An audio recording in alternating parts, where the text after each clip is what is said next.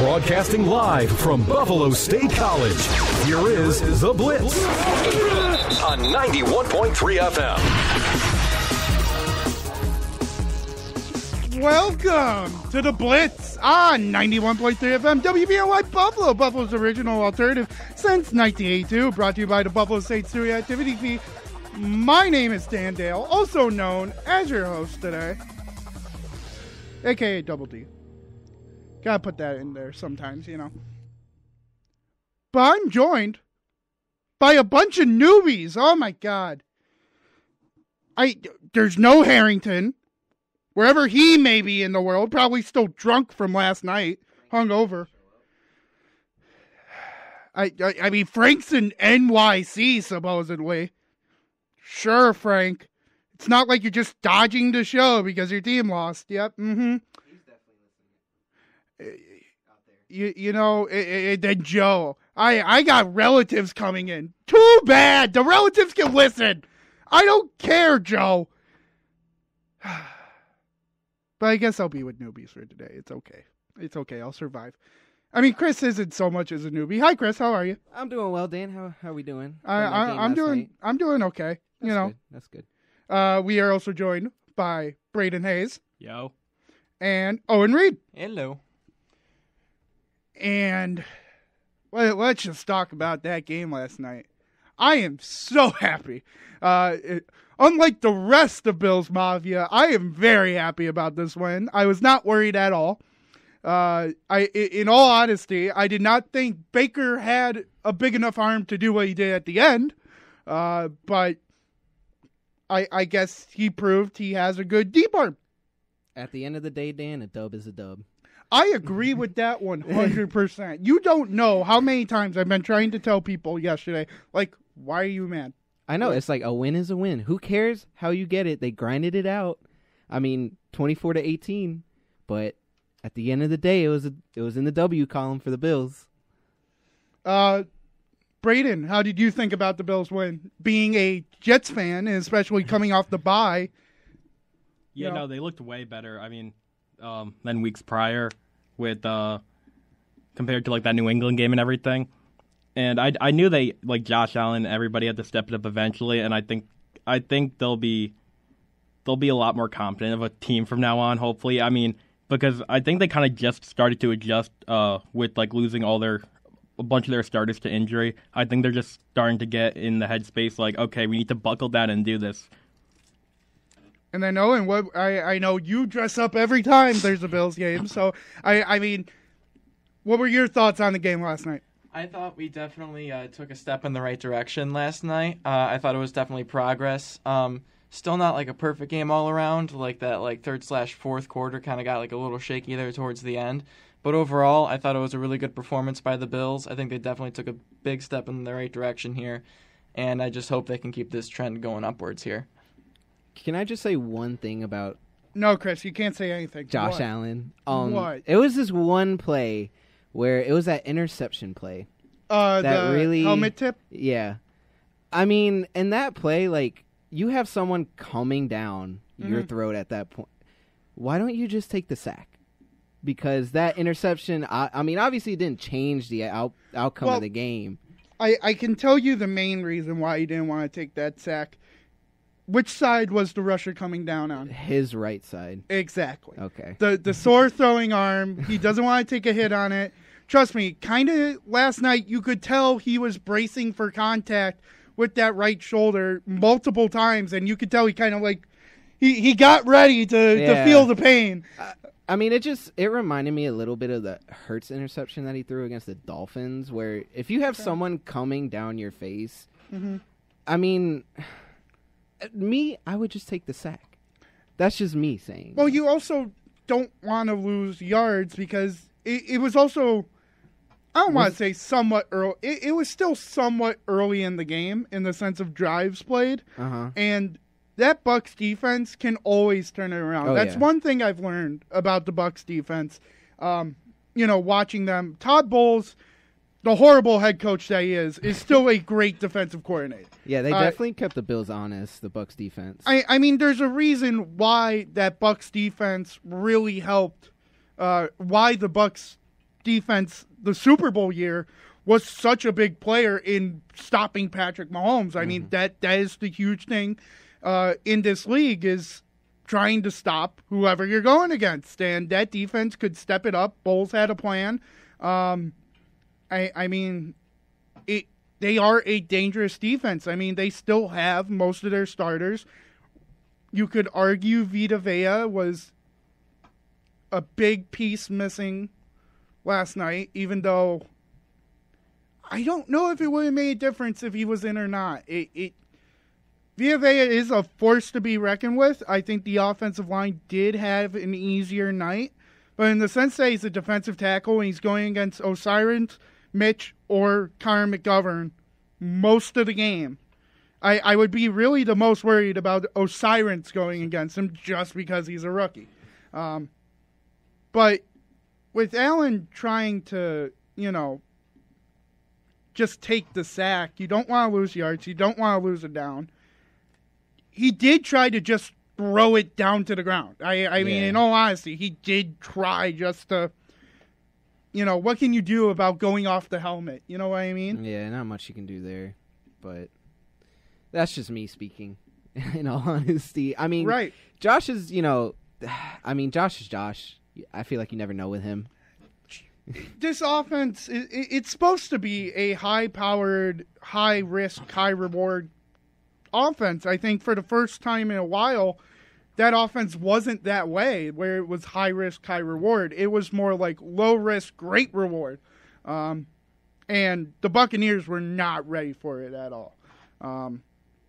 Whatever they saw at film, Bills just turned it on a 180, and they were not prepared for Shakir. They were not prepared for Davis. They were not prepared for Kincaid, who you would think the only tight end on the roster you would be prepared for. Shout out to Kincaid, though, for his first NFL touchdown. Right, and then jumping into the stands. I mean, he deserves all the props. He's been one of the best receivers in the league as a tight end. I mean, I think he still has the best completion percentage or reception percentage in the league, even after last night. Just what I've seen from him from a neutral fan perspective. I mean, granted, the Bills are my second team because, my dad is from here. I mean, I like what I see from the rookie. I mean, he's catching balls. He's not really – I haven't really seen him drop any that I know of. I could be wrong, though. But I think you guys really found a really good backup tight end for Dawson Knox. Well, it's not even that. People are now going as far as saying that either Knox could be a June 1st cut next year, or he could be traded right as the new league year starts. I still don't think the Bills will go that far. The Bills signed Knox to a big deal for a reason. I mean, Owen, Brayden, what are your thoughts on Kincaid as a whole? I mean, I like him. And I think it's just one of those things. Football's a business. If Dawson Knox were to get cut next year, it wouldn't really shock me. He's very good. I like him a lot. He fits the Bill system and culture very well. It's a business, and it'll probably happen. I kind of think, with Kincaid and Knox, Kincaid is a sure catch kind of guy. He can catch passes when they come to you, but Knox tends to be pretty inconsistent when it comes to catching passes. He can go on streaks of great games of catching all these passes, and then you'll have some other streaks of just not being able to catch all the passes brought to him. So I know this could be might be a little crazy, but there could be a scenario where Knox could get traded, even though it won't probably happen. But it's definitely a pretty interesting situation. Yeah, I think the tight end room that the Bills got right now is definitely an interesting one because Dawson Knox was their number one, and now you see Kincaid, stepping up while Knox is out. Could give Knox a run for his money, in my opinion. While talking about the game yesterday, we did get a caller. Fred from Kenmore, how are you? Good. How you doing, guys? I just want to add my 2 cents that Kincaid was drafted because his hands are on, not yet because he's a rookie, but on the way to being on par with Stephon Diggs. If the ball is in his hands, it's staying. The knock on him in college was that he was injured some, And I looked on YouTube for some of the injury hits, and they weren't significant. So, meaning they weren't like these crushing hits. So I worry that he's vulnerable or whatever, a little fragile. But I think the Bills are probably getting him in the weight room big time to try to make him toughen up, and they're going to limit his snaps. But as far as if Josh puts the ball into his hands, he's gonna retain possession, and that's one of the reasons Davis was successful last night was because that Diggs was a decoy some of the time. So the Bills just need to get it together on defense, and they can probably get on a decent roll before they hit the hard team. All right, I'll take the comments off the air. Thanks. Thanks, Fred. We appreciate the call. If you want to be like Fred and want to call the show, you can call in at 716-878-5104, 716-878-5104.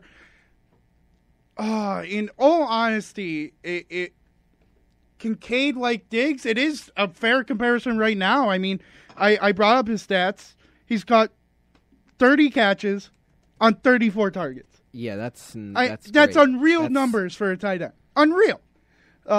Especially, not getting targeted much in the sense of playing every game, at least 50% of the snaps, and being able to haul in almost every target you got. I mean, he only dropped or was targeted or uncatchable balls 2 times last night.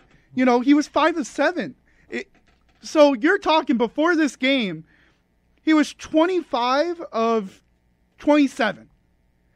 That's amazing for a rookie. That is amazing. And I think the tight ends, with Kincaid being fragile, that is always going to be a worry, but this is the NFL. Injuries happen at any time. I mean, now we're looking at Trey White, and people are thinking he's injury prone. No, he's just suffered 2 unlucky injuries 2 years in a row. What can you do on that? I don't know what you can do. But the Bills in the NFL have one of the best strength and conditioning teams, have some of the best athletic trainers because they have the most athletic trainers. I mean, you hear every time that the Bills, if you don't know, have 3 strength and conditioning coaches. Tell me how many other teams have 3 strength and conditioning coaches. Not that many. Trust me, I feel like the Baltimore Ravens don't even have one with how many times their running backs get injured every year. I mean, it is amazing what the trainers do for this team and how they're able to get great results out of the team and able to rehab players to make them look or have them come back better than they were from their injury prior last year. I think the Bills are one of the best teams to do that. It is hard to come back after an ACL. And yes, it's going to look like, you really need to take those couple of games. And that happens. You can't tell me people are going to look 100% their first 3 games back after not playing for a whole year. You can't. But the Bills have made it look most of the time like you kind of need 2, and then you're on your own. You're pretty good. Yeah. I have no doubt Kincaid, I mean, knock on wood, wherever it may be in this room. Sure, right here works. But I'm hoping Kincaid doesn't get hurt because we're just at this point in the season right now where, we are down a lot of men, and I don't want to see... I mean, I like Quentin Morris, but I don't want to see Quentin Morris as my tight end 1. Yeah. Sorry, Quentin. Really like you a lot. Owen? I did just want to say, I just looked up the stats here. Dawson Knox this season has 15 receptions for 102 yards and a touchdown. And Kincaid, he's filled into the starting role for the past 2 weeks, I believe. He has 30 receptions for 258 yards and a touchdown. So I feel like Kincaid has been definitely a lot more productive than Knox has. And I feel like when Knox comes back, there could be some thoughts as to whether Knox could even get his starting job back once he comes back. I don't think the Bills' offense is starting or backup. I really don't think. With the tight end, I don't think it's starting or backup. I think it's tight end 1, tight end 2. And it's not, starter and backup like I said. Knox is a great blocker. You cannot take that away from Knox. And in almost every Bills offense that I've watched for the past 6, 7, 8, 9, 10 years, the Bills have had to have that one tight end who is great at blocking. I mean, we had that with Lee Smith when Knox was a rookie. We had that with, I would like to think Charles Clay did that. Scott Chandler did that because Scott Chandler wasn't a receiver. I just think the Bills need that one tight end who can be back and block and still pull out and catch. And in all honesty, I think some of the catches that people are complaining about, maybe that wrist injury affected him way more than everybody thought. Because you're not telling me a wrist injury that he played through for 2 weeks just suddenly becomes an IR injury because of surgery. That's a little odd to me. That means it was more severe than I think the Bills thought, that Knox thought, and then I think they finally said, hey, why don't you get a second opinion? Why don't you go out and just see what other doctors say? And we'll make a decision on what you do. And they saw that surgery was required, and they're like, hey, go for it.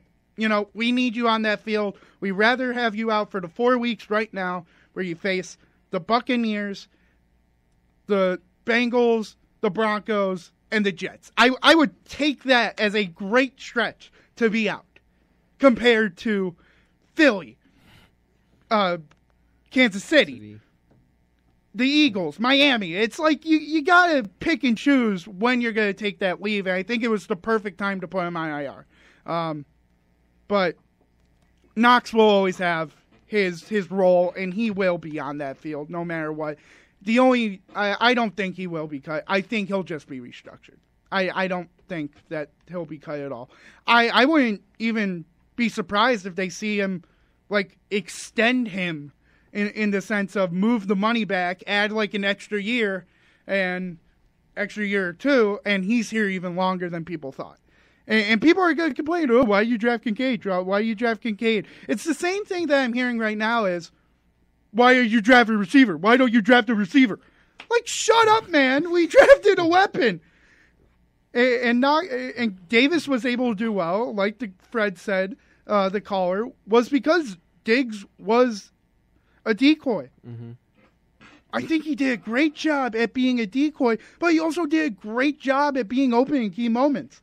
And I think it makes sense that maybe he wasn't a decoy in some ways, because the Bills, at least the past 3 weeks before this game, were just Diggs, all the time. And they finally said, switch it. Diggs still runs his routes, but you're going to have multiple guys open. You make the choice, Josh. So I don't think it was so much scheming Diggs as a decoy. I just think that the Buccaneers' plan going into this game was let the Bills beat us with a Shakir, with a Kincaid, with a Davis, with a Deontay Hardy. We're going to take Diggs and eliminate him out of the game. They just weren't planning that the Bills were also like, you're eliminated. You're eliminated for the game, Diggs. Well, fine. We're going to target everybody else in the world. So, yeah, I think the Bills definitely have some weapons. I mean, Stephon Diggs isn't their only, receiver in my eyes. I mean, Kincaid showed it last night. So did Davis. The thing about Davis, though, to me, I feel like he's just inconsistent. Like, one game he'll show up, That's his role. Yeah. That's just his role. But when you're in the NFL and you're a professional, I mean, I get some games you're not going to get targeted. Some games, it's just going to be like that. Mm-hmm. But, I mean, Gabe Davis, you show up one game and then next week it's just like 0 targets or 1 target, something like that. If this wide receiving core can be consistent, you have, I'm not trying to, brag, but the Eagles had, A.J. Brown and Devontae Smith. Those are two. And now they have Julio Jones, too, and Dallas Goedert. What else you want to brag about? Julio Jones is old, in my opinion. I mean, he can still catch, but I don't know. He played, I think, 0.25% of the snaps Sunday night. But if I can see, Gabe Davis being consistent like a Diggs, like a Dawson Knox, I think this Bills offense can really get going and really honestly steamroll some teams if Josh Allen spreads the ball around. I know his favorite target is Diggs, but I mean, you also have more players around you that can make a play. I could make the argument that Davis has been actually pretty consistent This year? Okay, in the red zone. Previous years, I just feel like he was inconsistent. Davis was mostly used as an over-the-top, draw the safeties away, have Diggs be open, have that third guy be open. Mm-hmm. That's what they've always played. This is like the first game I've kind of seen Davis as his own. Like, he's not going over the top every play. He's not running down the field 15, 20 yards. He was doing little hook routes, little curl routes. I mean, he was able to... I mean, that's why he had such a great game, that he had the 9 catches. I mean, it helps that you have Diggs on the other side, and people are going to look at Diggs all night long. But, I mean, Davis is a freak when you think about it. I mean, he is your big target. He is what I think people wanted in the sense of, why don't the Bills go get DeAndre Hopkins, right? DeAndre Hopkins is 6'4", big guy, able to make the big catch and the big play. I mean, we've seen it one too many times, but that's Davis's role, and Davis has finally been able to say, like, hey, I can do these short little routes that you need me to, and I'm able to catch that 50-50 ball in the air. Like, just trust me. And they trusted him, and ding, did it work out. Yep. I mean, even on that touchdown that he caught, I'm shocked. Nobody on that Tampa Bay defense, and they are one of the best red zone defenses in the league, which is why the Bills had so much trouble in the red zone. Nobody followed him. Nobody. He was wide open. He was clear as day. I saw them, I think, following Diggs that play. That was the touchdown when he was all alone on that left side of the end zone, right? Okay. Yeah, I think I saw like 2 or 3 Bucks trying to go after Diggs. They all caught and went to the right. Yep. I mean, it was just I don't even know. It's not even a perfect play call. It's just a perfect time to be alive for broken coverage. Yeah. Because you could tell somebody was supposed to be there, and whatever Josh did, I mean, I have to look back at that play, but whatever Josh did, either rolling out or at least giving the look like he was going to go to the right, was perfect. It was just perfect. Yeah, you couldn't draw it up better than that, honestly. No, I don't think you ever can. Yeah. I want to switch to the defensive side of the ball. Or no, I don't.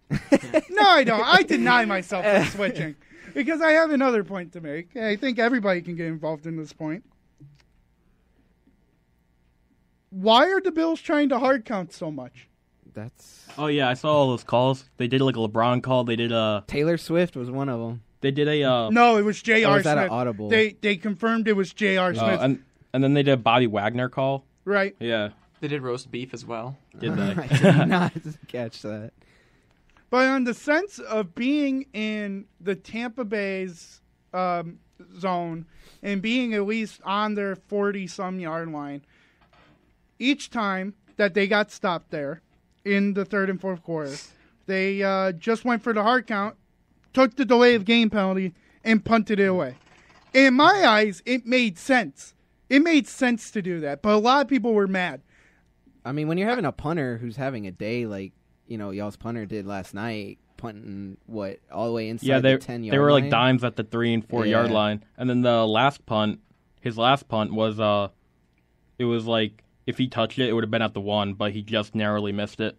No, he actually did touch it. Oh, it did actually come back in. It stayed at the 1. It just bounced back out. Oh, okay. And gotcha. no one was there. But Sam Martin, I mean, there's a reason why you paid that guy the bucks, and he proved it last night, man. I think people were complaining so much. Oh, why don't you go for it on 4th and 1, 4th and 2? They're easy plays. They're supposed to be plays you convert. Did you not look at the Bucs short field defense? Mm-hmm. The Bucs short field defense is elite. They stopped Latavius Murray on the goal line. on the goal line where the man has been fumbling and bumbling the whole season and falling into the end zone. They just said, no.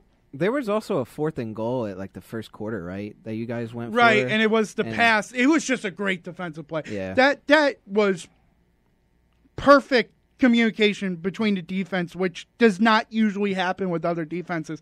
That it was, I believe it was Kincaid. Levante David was on Kincaid, following him. Then he shifts it over to White. He tells White, go follow him. White then follows him. And then White then picks up, because the ball is hiked. He takes the wide receiver. I think it was Shakir. Mm-hmm. And then Kincaid is still going, but the corner who was on Shakir, I think Nakobe Dean, didn't have anybody. He saw Kincaid going around, and he just came in and blocked the pass. I mean, it was kind of lucky it wasn't a pick six right there.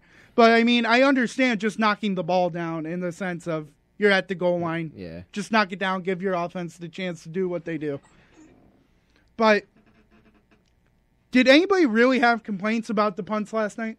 Not at all. I love the punts. Yeah, I don't see why anyone's complaining about that. I mean, the defense was when you have a defense who is stepping up, when you guys pin the opposing offense and like they're inside of their own 10-yard line, I don't see how you can complain about that. I mean, there was I want to say a couple 3-and-outs that you guys caused the Bucks inside their own 10. So I mean, it's just in my eyes, I don't when your defense is playing that great, when you're pinning the opposing offense that far deep into their own territory, I mean, you just got to go with the hot hand, right? Right. And I think a lot of people are saying, oh, the Bills decided not to get aggressive. They decided not to run up points. This league is not about running up points. It never has been and never will be. This league is just doing whatever it takes to get the win. Yep. Like Miami did. Miami said, we finally have enough at 70. We're okay. We can hold back now. Took them 70 points to figure out, hey, we can kind of like go off the gas here. But, I think the Bills understood that, hey, we're up by 2 scores. It's the 4th quarter with 10 minutes left. Our defense has been on point tonight. Mike Evans hasn't done a thing on Benford or Dane. Really the only offensive weapon that had the greatest day that I've seen was Godwin. And that was it until about the 4th quarter. And I just think it was the right move to go, hey, we trust the defense. And a lot of people are saying, oh, that was McDermott's ego getting in the way. That was, oh, McDermott's a defensive coach. We want to see the defensive coach, the defense needs to close it out because I'm a defensive coach. Like, no, that's not the point of McDermott. McDermott's going to do whatever it takes to win. I don't know how many times he has to prove that to the people and to the fans. I mean, he's done what has been best for this team since the time he got here. He's done what he thinks is the best possible option. He's led us to multiple division playoff appearances. He's led to a championship appearance. I mean, yeah, we're missing the Super Bowl appearance, but screw it, that could be this year.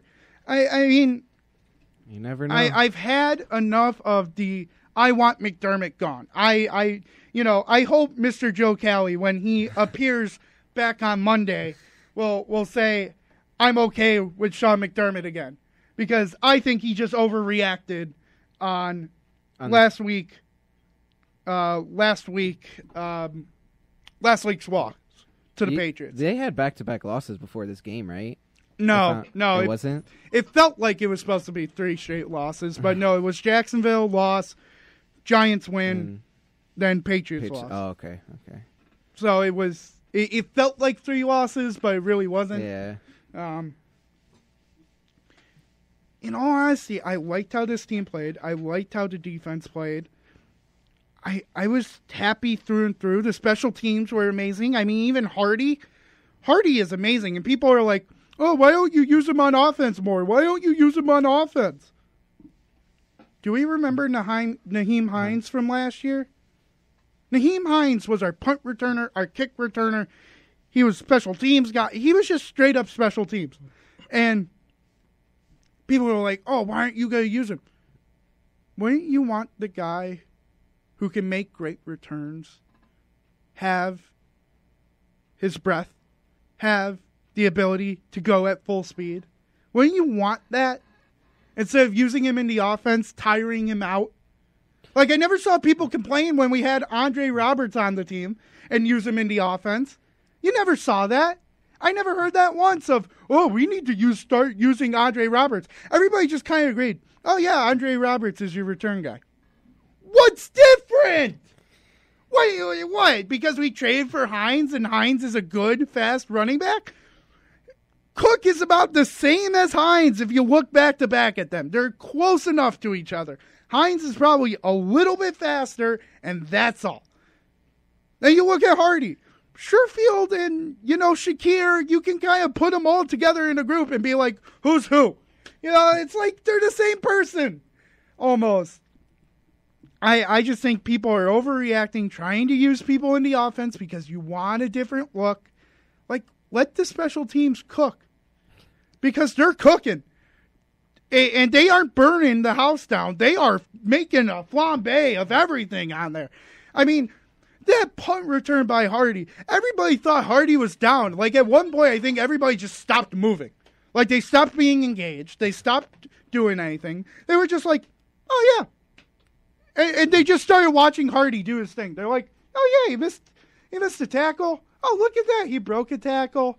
Oh, yeah, he almost made it to the end zone. Like, yeah, I think I'm going to agree. Yeah, I have to agree with you on that, Dan. I mean, if you got a punt returner who's doing all those returns like Hardy is doing, like you said, you don't want him to lose his breath for those returns because he's going hard, as you can see. As if he has the room to run, he's going to take that space and run. He's not going to fair catch it. He's going to want to get his yards for his offense to put him in, a better position. Trust me, I think the Bills, I think everybody can agree with being on this. The Bills are one of the only teams who I've not seen done the fair catch at like the 1 or the 15 or use that new rule where you can, down it in between a certain area. I forget the area, but they just said, nah, screw it. We're returning it. We're going. Like, screw y'all. We can go and get it. I mean, the only time they don't return it when it's deep in the end zone or they know it's going in the end zone. They just rather take the 25 yards when it's going past the area of play. Mm-hmm. I just think it's so smart for the Bills to do that as well because teams, I don't know, they practice for it. They always do kickoff and punt, practice, but sometimes when you just expect a team to do a fair catch, you don't give it your all. You just don't. I think that's almost every gunner, every every defense trying to go at the returner. Sometimes you're just like, well, there's no point to this anymore. Mm-hmm. They're not going to return it. We're kicking it in a certain area that they're just going to wave it down and take whatever they get. Hardy's like, no way. The coaches don't tell me that. They trust me to return it. I think Smiley has done a great job with the special teams. I do have a very open-ended question to this one. Who is worried about Tyler Bass? Is anybody worried about Tyler Bass? I mean, I'd say don't be too worried. I mean, did he miss any field goals last night or? No, he only had the one. He only had the one. And the game before he missed the one that got put on the fish hook. Oh yeah, with the wind. The hook line it just went way to the side. I mean, at the end of the day, we're all human. We make mistakes. I mean, I would just say give him, he had 2 games where he missed 1 field goal. I don't think that's really grounds for him to be cut. But, I mean, obviously if it keeps continuing and, he misses more than 1 field goal in a game, then I think there's, that concern creeps in like, hey, Do we need a new kicker? Do we have to talk to him? What do we got to do? But in my eyes, I think, just let him play. And if, he keeps continuing missing field goals, then obviously you're going to have to look at it. Because the only reason I say, are you a little worried about Tyler Bass, is because I know I said, yeah, you don't want to run up the points. I mean, that is not the point of that game. But in anybody's mind of mine, and their back of their minds just kind of tickled their brain the little weird way and said, why isn't Bass going out for a field goal? Just to make it 17 points. Mm-hmm. You're at that area where Bass can kick it. I mean, we all know Bass has that leg. He has the accuracy when he's on point. But like we mentioned before, you take the delay of game penalties and you punt. Yeah. I mean, is there not anybody just kind of a little alarms going off saying they don't really trust Bassel right now? In just for this moment, because he's in that downhill point. And I think his really first big downhill point of his career. Well, I feel like with a lot of teams, you see a lot of teams in recent years, a lot of teams go for it on fourth down. A lot of teams don't really seem to care about the field goals anymore because they kind of have the mindset hey, if we don't get the first down here, this team is going to be pinned back far deep, or hey, I trust my offense enough to make it. But there's probably so many points just hanging out there for all of these teams, because all of these teams are just refusing to use their kickers because it's just turning into a fourth down league now because nobody's using their kicker. And as for being concerned about Tyler Bass, I'm not really concerned about him at all because the only times he missed it was during the Giants game where the wind was whipping around all the place and everything. And before that, he was perfect on every single kick so far this year. So I'm not worried about Tyler Bass, but for the fourth downs and everything, it's just one of those things where teams are just starting to slowly switch over and they're looking at the analytics and seeing, oh, it's a high percentage to convert it. Why not go for it? And you see how great the Chargers are at doing that. The Chargers aren't that good at doing that. So, it's just a slowly changing league, but at the same time, you gotta, on fourth downs, in quite a few situations, just take the points and just don't leave them out there. And I have one more thing that I really want to talk about before we head for a break for a couple of minutes. Did anybody else believe that the punter last night should have been ejected? Oh, my God, yes. Yes. Thank you. I saw the Thank video. You. I saw the video afterwards on Twitter. Even this morning, I was like, how did this dude, they didn't flag that or anything. This man straight up took his helmet off. Flags. They got to fine him. They picked him up? They picked up the flags because there were flags. Oh, my God. But I know looking back at the play, it kind of looked like Bernard was kind of he pushed his pushing helmet up on it. So it could have been that he just took it off because now it's uncomfortable or whatever, or just he wants to be in that mindset to go bark at somebody. Yeah, I definitely saw a swinging motion. There was a There swing. was 100% a swinging motion from that kicker using his helmet, and I want to understand why the refs did not do anything about it. I hope the league looks into it, though. I mean, I don't know if you can do suspensions after the game. Because they can do fines, though, right? I mean, granted, that's chump change. Right, them. I don't remember. remember. They can fine anybody anytime. Yeah, they can do any. Remember, Tyreek and no socks still get. Oh my God, suspended. I just feel like that's fine. chump change for them. Oh, it is. I feel like the only reason why that kicker didn't get ejected or anything is because he was a kicker, and they don't have anyone else on the team, so they're probably just that just doesn't matter. I don't think it matters if depending what position you are, or if the refs think they know what position you are. If you do anything that is illegal and is cause for ejection, you're ejected. I'm sorry, you put your team in that position. That's not my fault. You decided to be too much of an egotistic maniac and swing your helmet. Well, I mean, in all honesty, we saw that with Myles Garrett when he got mad, taking Mason Rudolph's helmet off and used it as a weapon. Like he was in Spider-Man and just swinging it around. Yeah, I definitely, there's got to be something. Yeah. There had to have been something. I mean, there's no way they did not see that. but that's just me. And it looked like, I mean, even if he didn't hit anything, because I did think he kind of grazed Rousseau. Mm-hmm.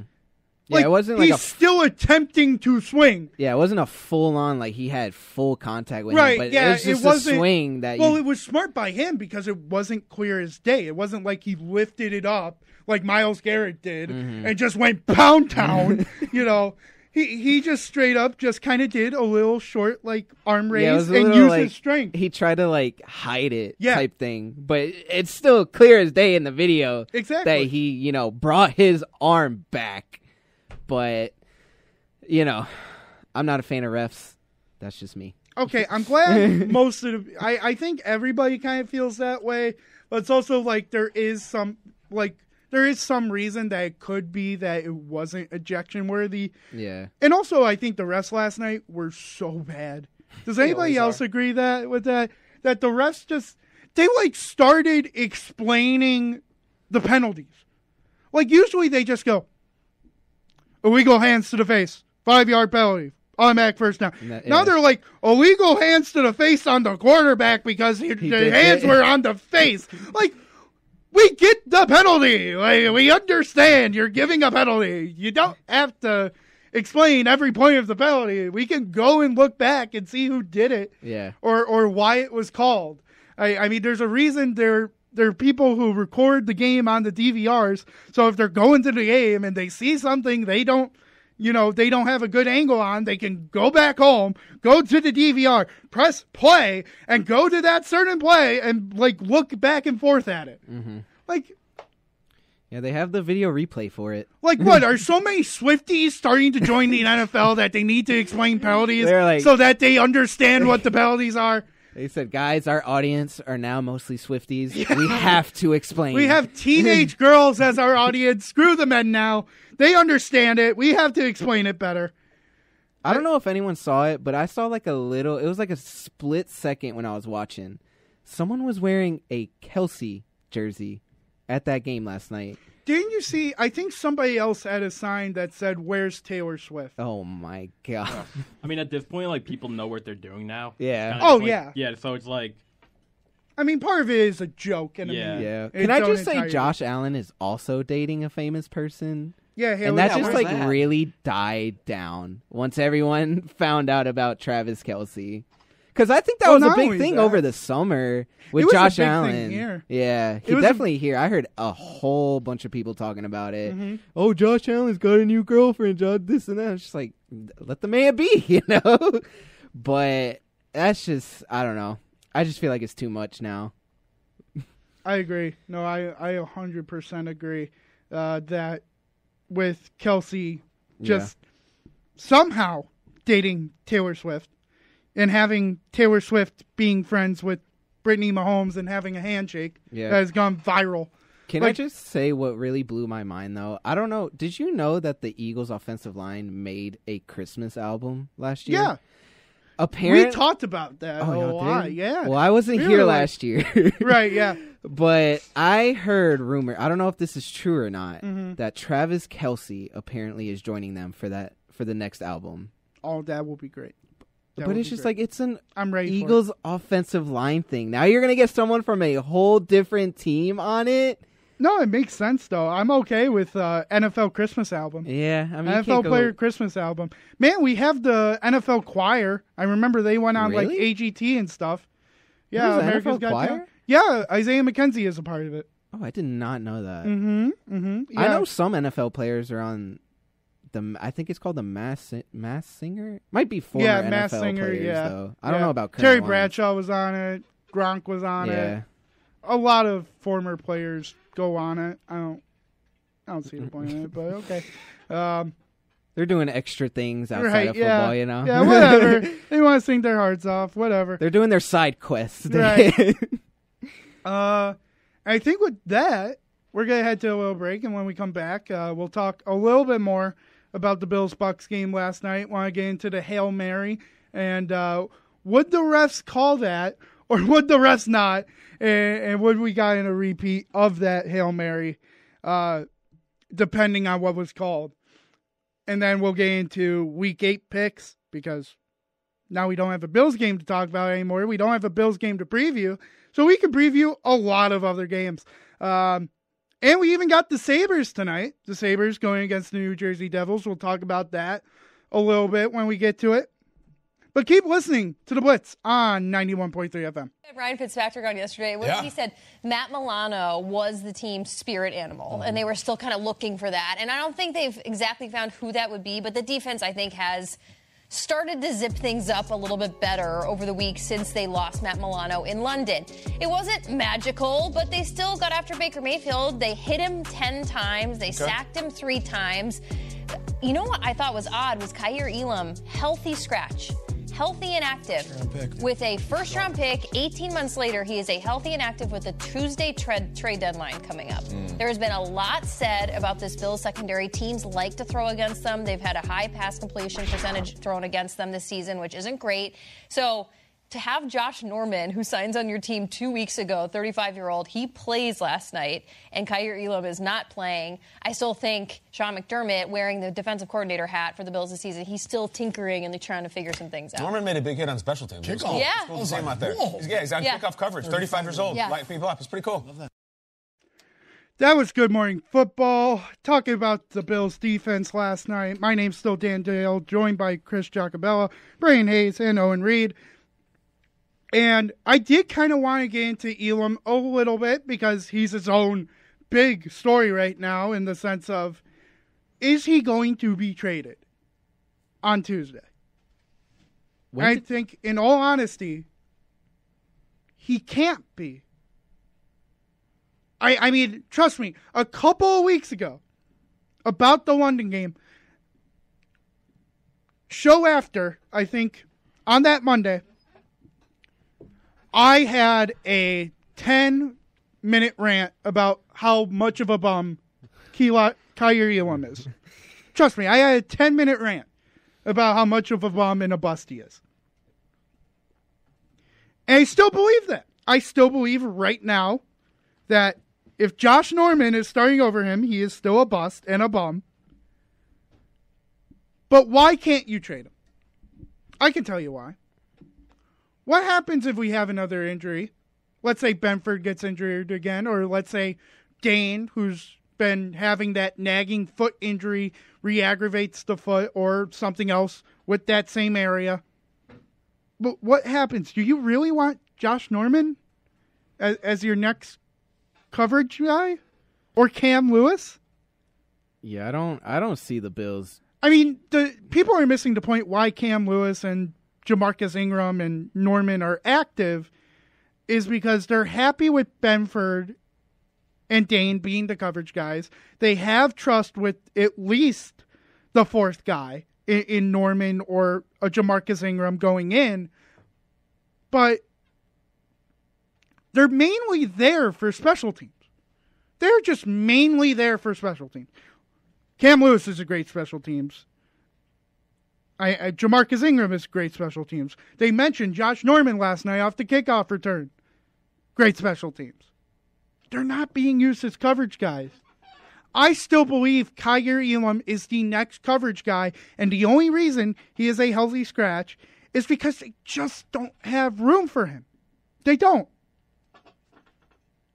It's not because I don't think there's a doubt in their mind that they want to use him. I think he still has his own problems of not being able to keep up with receivers and holding on to them.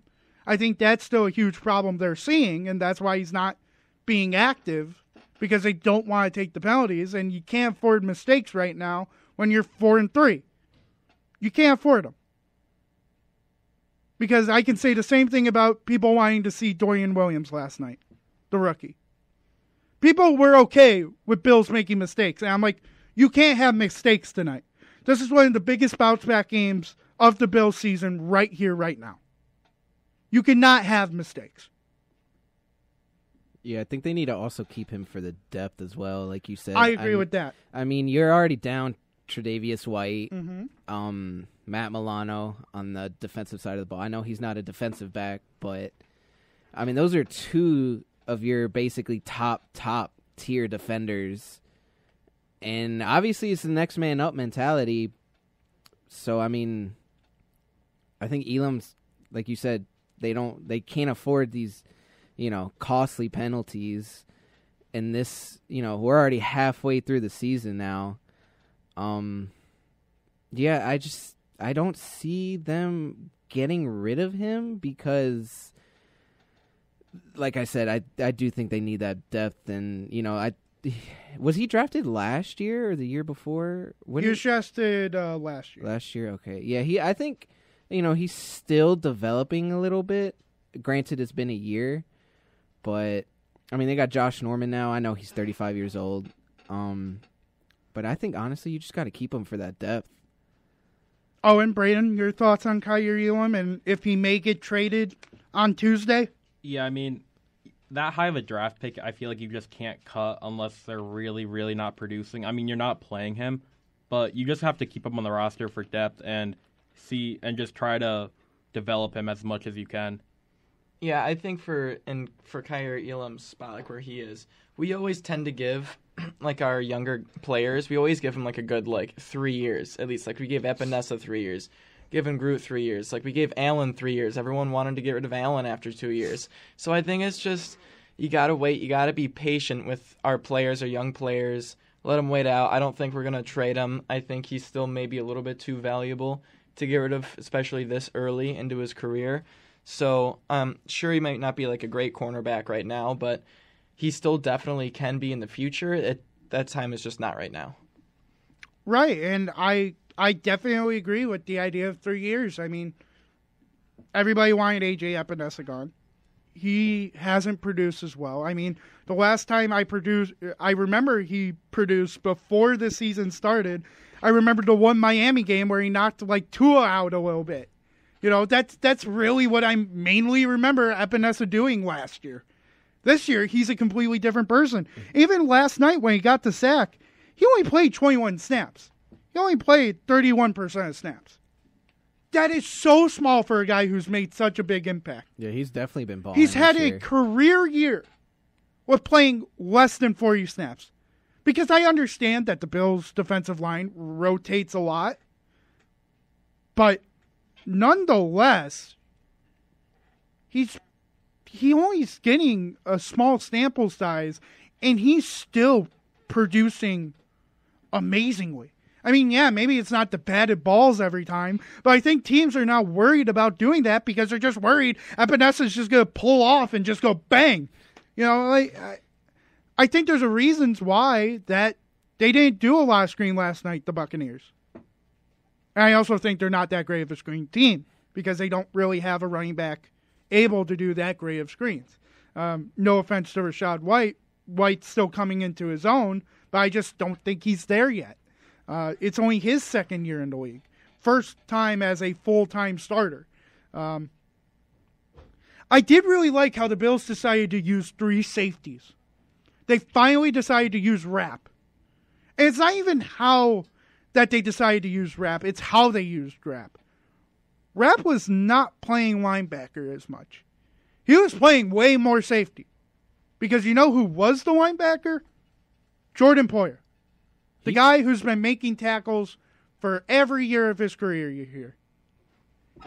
It's a great plan. They put him at linebacker last They time? put him at linebacker because Dotson only played 62% of snaps. He only played 42 snaps.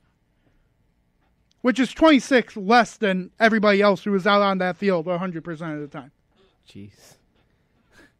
So you're telling me that we finally have kind of figured out the linebacker problem, or we have that guy who can come down, even though he's a safety, Poyer or Rapp, they know how to make tackles. And I think Rapp's finally feeling comfortable enough, hey, I know this defense. Remember, he's only here on a 1-year deal. And I wouldn't be shocked if after this year he's going to get a bigger deal, just to do the other reasons. But I think this is going to work for the long term. I think Bernard is still, he's a top 5 tackler in this league right now. He has exploded into his own. I like Dotson. I like Dorian Williams. But trust me, they just sometimes don't have the speed or sometimes miss the tackles that Milano would make. I think everybody can go back into every game Milano has missed and said, Milano would have made that. Milano would have done that. I just think it's now finally starting to work. Like, hey, we have this third safety that we've been holding on to, and he hasn't been playing much. And the last time he played, Devontae Adams tried to go after him and take a shot.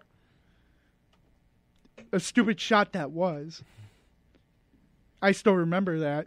Why don't you worry about getting playing time on the two team? Yeah, okay, Taylor Rapp, why don't you just break up the best safety duo in the league? Sure, Devontae. Yeah, why don't you worry about winning with the Las Vegas Raiders? Jeez, worry about the wrong things, buddy. But nonetheless, I digress. I just like how this defense is still being aggressive and is still being able to hit hard. Yeah, last week they didn't do that. That's the one thing I can say I really respect the Bills about is they kind of struggled a little bit defensively a couple weeks ago. But, I mean, just how they, like, when you see them playing, great defensive ball, that's the identity of the Bills team. I mean, yeah, you have Josh Allen. Josh Allen's going to do what Josh Allen does, as well as Stephon Diggs. But when you see this Bills defense play the way they, just play phenomenal, it's the staples of this Bills team. And I think last night's game, granted they, gave up 18 points, you can see them turning it around and, playing that great D that they always play. And before we move forward, you've been listening to Blitz on 91.3 FM, WBNY Buffalo, Buffalo's original alternative since 1982, brought to you by the Buffalo State Student Activity Fee. And I agree. I like this aggressive defense, and I think people are now like, oh, it's way too aggressive. But it's like a couple of years ago with Leslie Frazier, we're complaining it's not aggressive enough. Where's the good middle ground for everybody? It seems like you can't please anyone here. No, not anymore. I think, I don't like to say it, but I think Bills Mafia, and I think other people are starting to become they're becoming like perfectionists. They just want to see perfection. Yeah. And it's hard to get perfection every game, every single down. Yeah, especially every year. Especially in this league. I mean, it's definitely a week-to-week league. I mean, the last time you saw an undefeated team was, of course, the Patriots. But how long ago was that, guys? Like 10, 15 years ago? Owen, do you know? I'd have to check real quick. What was it again? That undefeated I mean, they didn't finish undefeated, but they lost in the Super Bowl. Yeah, that was like 2007 or something like that. That's like forever the ago. Last time you've seen someone like not lose a game in the regular season. And nowadays it's really hard. I mean, the NFL is a parity league. Well, I mean, you can have a team winless one week, and then the next week they just ball out, just run over a team, and it's just like, this team has no wins. How did they just do that, Fred really liked us once, but he wanted to come back again. Hi, Fred. How are you? Good, thanks. So, two things real quick. The Bucks won a Super Bowl. I know they had Tom Brady, but they're far from the worst team in the league in theory. Then the other thing is, I agree with the consensus about the defense there. Because if Phillips doesn't grab, and you guys may have covered this because I was out of the car for a little while, but if Phillips doesn't grab that guy's face mask, the Bills have the ball at the 50 and might have gone down for a field goal or a touchdown and used up a lot of clock. So the game winds up two touchdowns plus instead of the barn burner that it was. And then the final small thing is they could have lost this game because the ball hits the ground next to Godwin. He was the closest guy to it. And he didn't even see it coming because he threw it up. Threw it up so high in the air that it probably got caught in the lights or something. But we could have lost that game if Godwin would have seen that ball because no one was really in his face at that moment. All right, I'll take the comments again off the air. Thanks, guys. Yeah, no problem, Fred. We appreciate the calls both times. But I think that really, even though that Phillips did grab the face mask, and it was stupid by Phillips to grab the face mask. There was no reason for it. Baker was going down on his own no matter what. It would have been Bills' ball. But how unlucky is that Mike Evans touchdown that happened? How many other times do you see a receiver catching it off another guy's helmet? How many other times? Not often. I don't see that much. I really don't.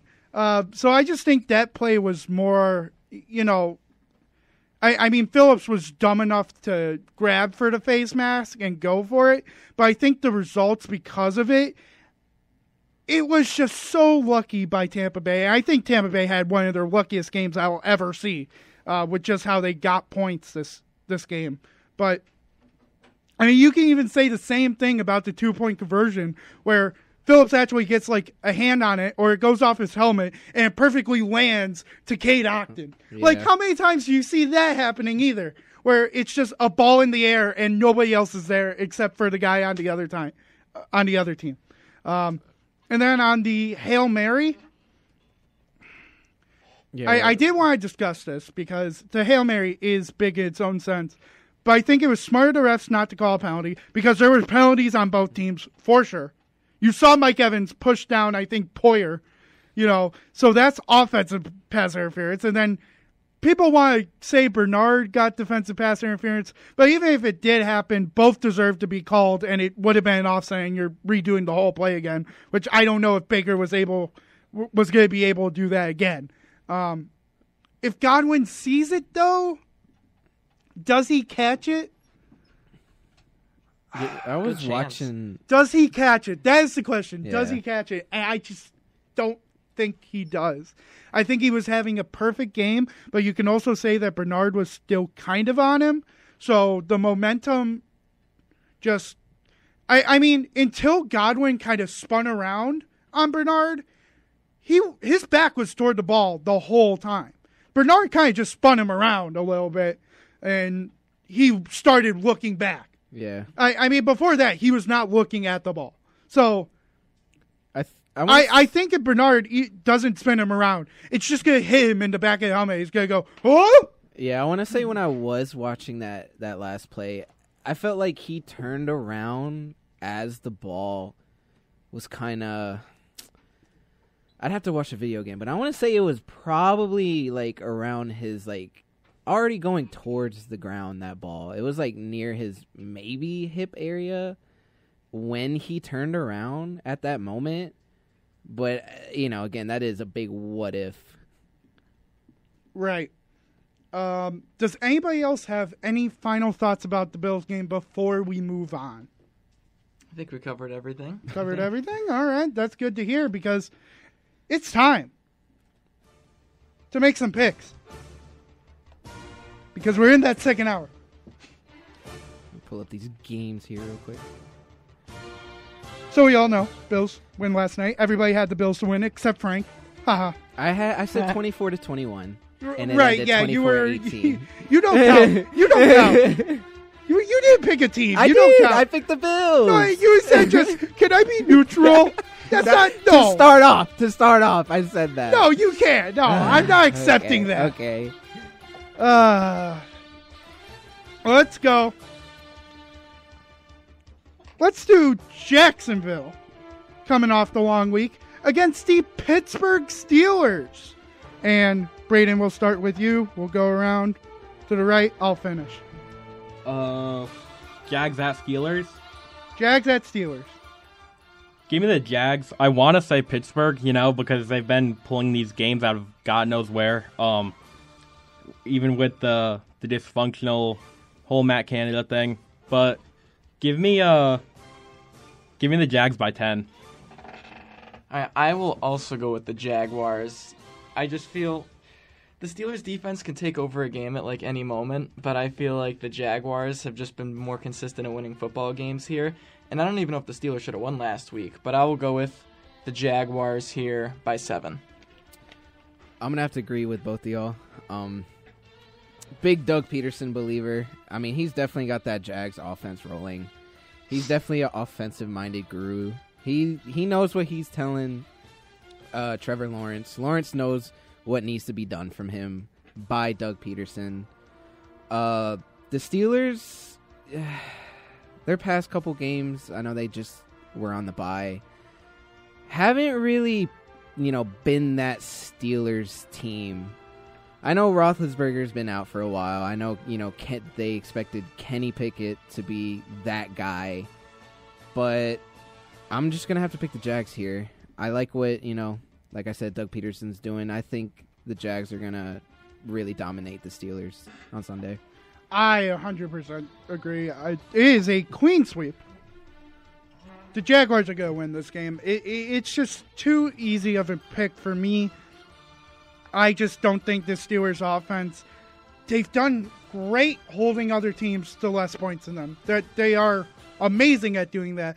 But they have been outgained, I believe, by 660 yards throughout all their games together. So I just think Jacksonville will get the sneak on the Steelers.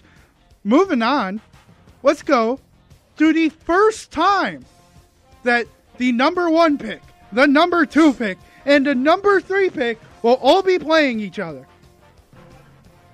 The Houston Texans, led by C.J. Stroud, and the Bryce Young, new look, new offense, Carolina Panthers. I'll take the Texans. I really like them. I really like Stroud.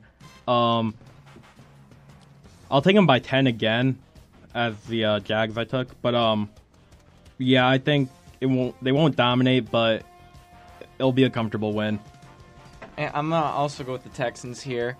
I think the Carolina, I feel like, has been trending in the right direction the past couple weeks. They're going to be due for a win at some point. But it's a tough game to pick here, but I'm going to go with Houston by 3 here. Yeah, I think I'm going to have to pick Houston on this one. I mean, if you just look at what C.J. Stroud has been able to do, the number of yards he puts up every game, and then Carolina's still winless. Like you said, Owen, yeah, I know they're bound to win at least one game sometime this year, but against the Texans and C.J. Stroud, I don't see it. I'm going to have to pick the Texans on this one. I'm going to be different. I had the Texans like 2 seconds ago, but I'm going to change it to the Panthers. I just think, I wanted to see this new offense first before I picked Carolina, but I can also see it in my mind. It's a new offense. Houston doesn't know it's coming. So I could see Carolina shocking the world and just saying, hey, we can still win games. Frank Reich being like, thank God I handed off the offensive play calling duties. So I just think Carolina's going to win. So I'll be the one lone wolf. Wait, was he calling the offensive plays the whole time? Frank Reich was calling them. He handed them off to the offensive coordinator before the bye week. Oh. Mm-hmm. I did not know that. So then they had a long time to adjust. Yeah. Which makes sense. It's not working, switch it. Mm-hmm. Moving on, let's go to the NFC North battle. The Minnesota Vikings versus the Green Bay Packers. Give me the Vikings. I think they're on the right track again with that terribly rocky start at the beginning of the year, even with Jefferson and all that. But and the Packers, they haven't been impressing me too much. Give me Vikings by 14. Ooh, all right. I am also going to go Vikings. Not by 14, though. I'm going to have them winning by 4. The Vikings are definitely trending up in the right direction, and I feel like the Packers have kind of been flatlining these past couple weeks, but it's a divisional game. I think the Packers will definitely be playing better this game, but I think the Vikings got a little too much going for them right now, so I'm going to go with the Vikings here in a close one by 4. I'm going to be a little different, and I'm going to pick the Packers on this one. I mean, the Packers dropped 3 in a row.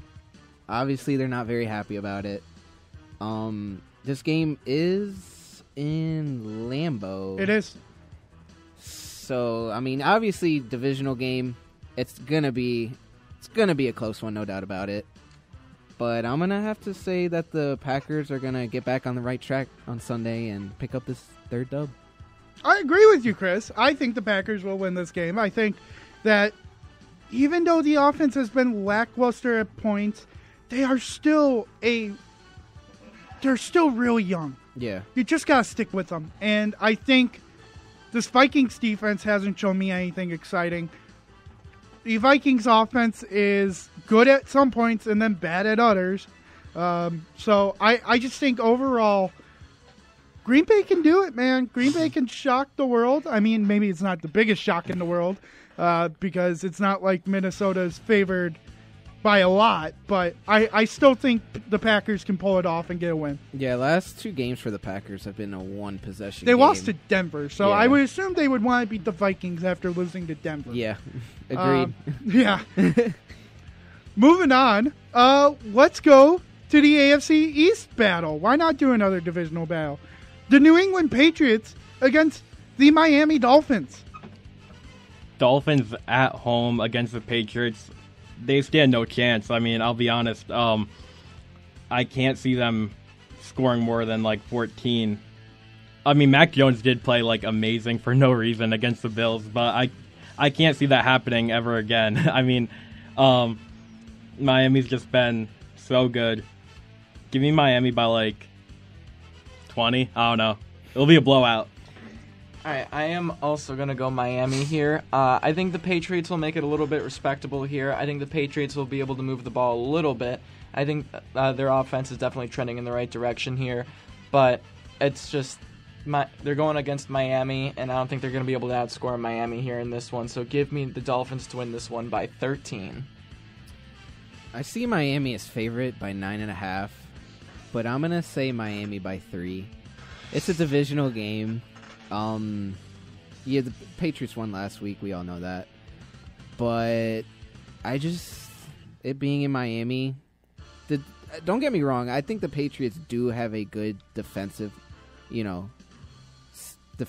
team.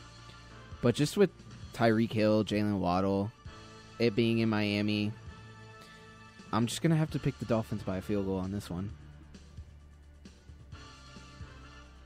Give me the Patriots.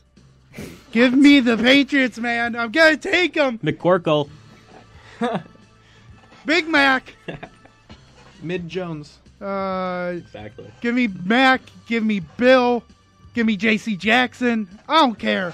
Whoever does it. New England, I just really hope wins the game. I just need them to. I just need them to. As a Bills fan, you're right I may there.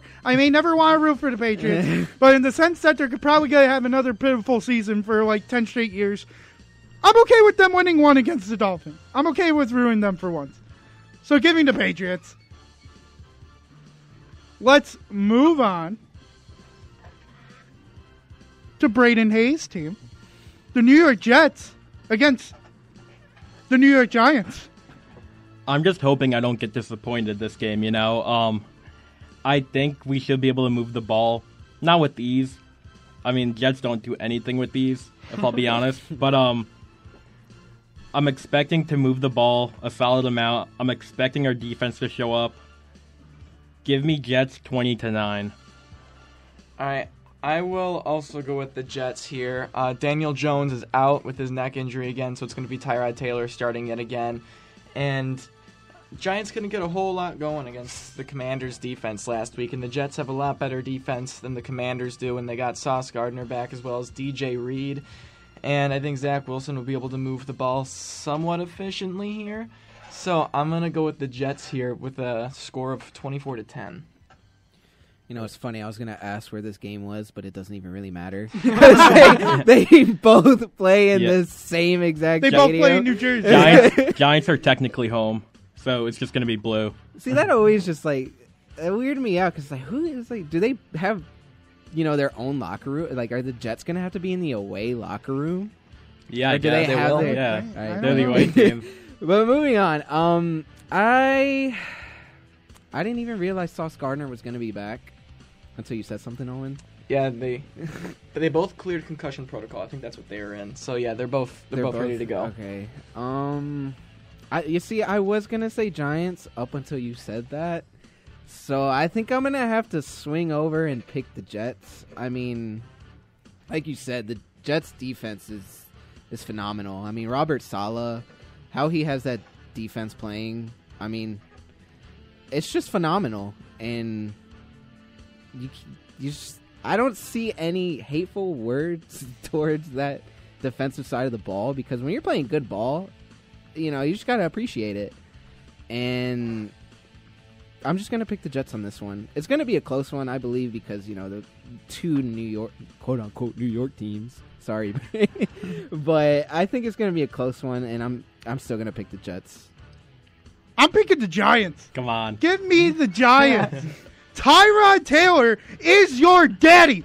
And he will show you why this Sunday.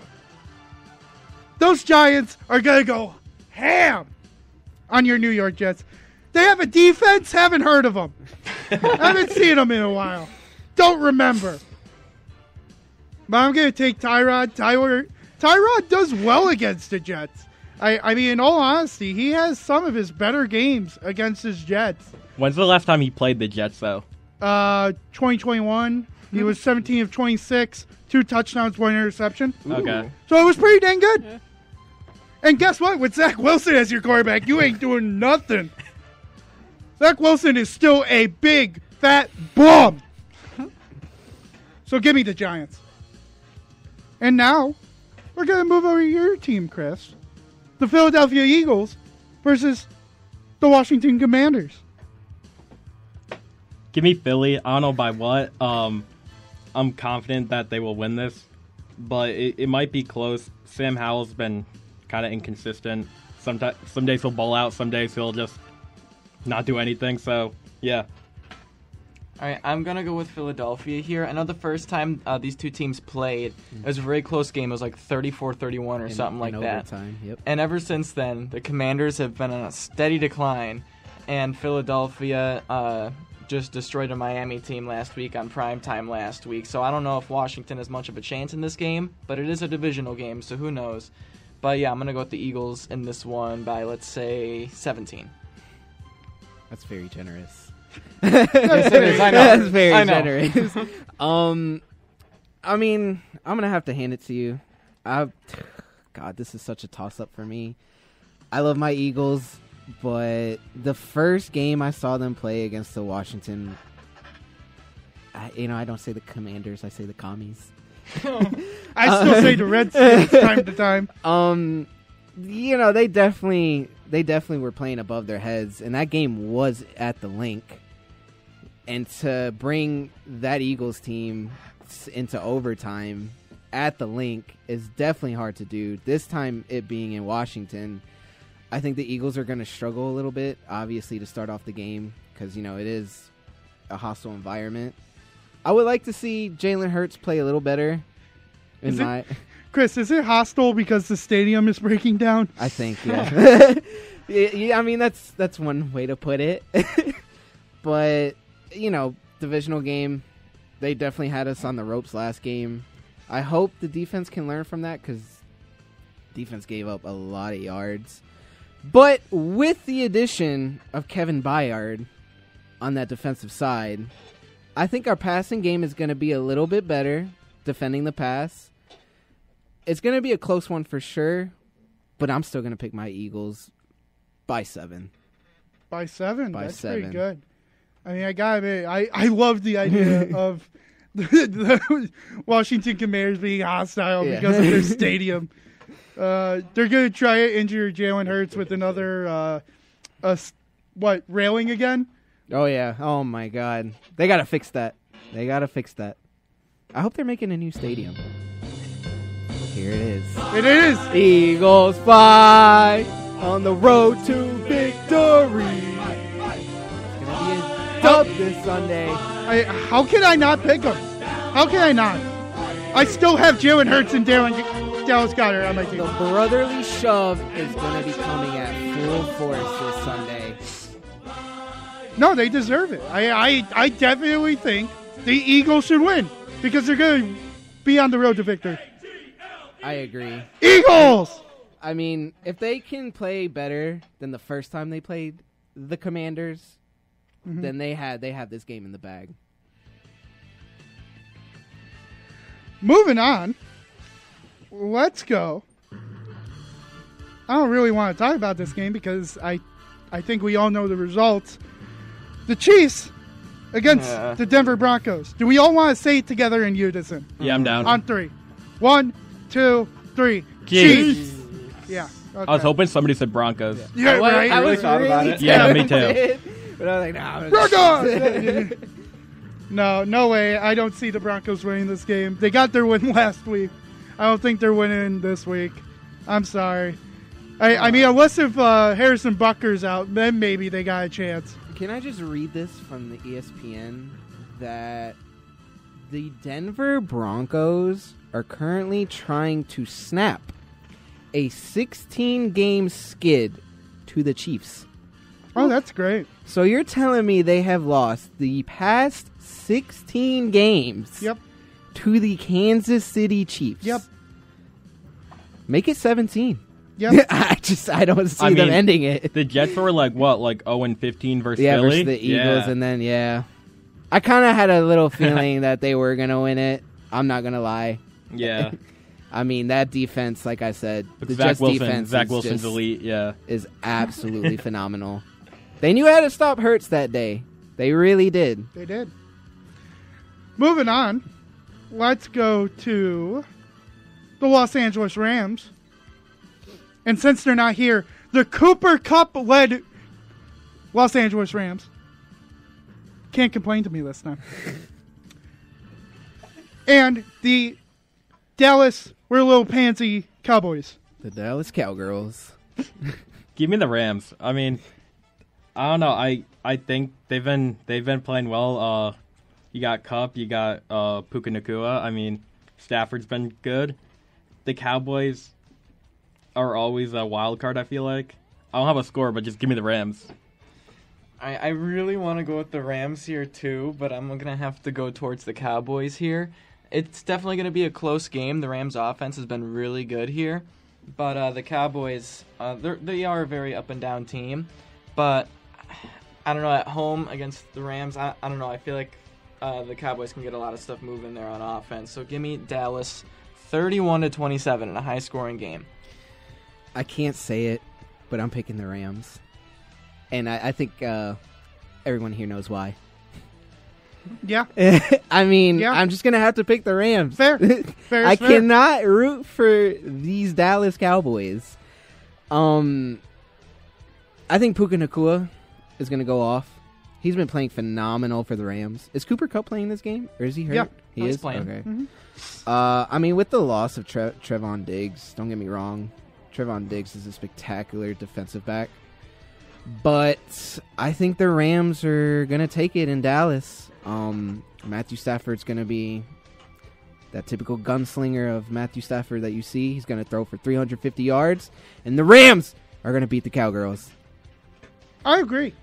The Rams have to beat the Cowboys. I hope the Rams beat the Cowboys so bad that Jerry Jones leaves the stadium. I would love to in the see fourth that, quarter. Dan. I would love at the to start see of the that. fourth quarter. I hope he's not even in the box. I hope he's already yelling at Mike McCarthy on why aren't you doing that good of a job. Dak Prescott is a bum. He is. He's a bum. He is not going to lead that team to the Super Bowl. Bottom 15 quarterback in the league. Jalen Hurts, a million times better than him. Yeah, agreed. Moving on, let's go to the New Orleans Saints against the Minshew Mania Indianapolis Colts. Give me the Colts at home. I like Minshew. They've been playing very well without Richardson, and I think they will keep it up. Give me them by 7. All right, yeah, like you said, the Colts have been playing really well this year, especially with Gardner Minshew in there. Gardner Minshew has been balling out there. But I don't know if it's going to be counted as an upset, but I'm going to go with the Saints here by 4. I think it's going to be a low-scoring game here. I just feel like at some point the Colts offense is going to end up slowing down eventually here. I feel like against the Saints defense with Cam Jordan and company over there, that's going to be the team to slow them down just enough on offense for Derek Carr to get a score here late in the game and win this one 20-16. Yeah, I'm going to have to pick the Saints on this one. I mean, the past 2 games, the Colts have given up over 70 points. Don't get me wrong, Gardner Minshew's not a great quarterback. He's a good quarterback. Let me rephrase that. He's a good quarterback.